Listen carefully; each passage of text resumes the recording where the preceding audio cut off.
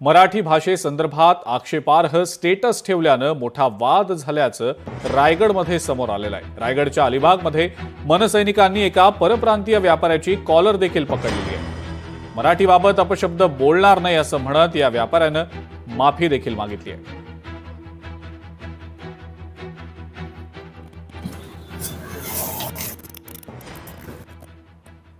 बारिश हो रही है लेकिन मुंबई में नहीं। मुंबई में बारिश क्यों नहीं हो रही है?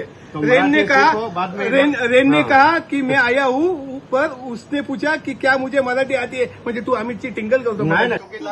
तू जेवतोस कुठे? मग तू कशाला पाहिजे का हे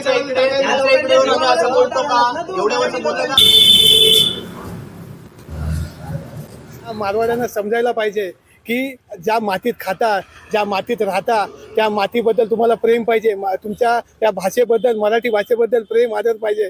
जर परत माझ्या मराठीला डिवचण्याचा जर प्रयत्न केला तर आम्ही मनसे म्हणून काय आहे ते स्टाईलनी उत्तर देऊ। यापुढे सांगतो माझ्या सर्व महाराष्ट्र सैनिकांना आम्ही सांगितले अलिबागमधील की जो कोणी मारवाडी जो परप्रांतीय मराठीबद्दल जो द्वेष निर्माण करेल त्याला आम्ही मनसेचे उत्तर देऊन त्याला चोप देणार हे नक्कीच।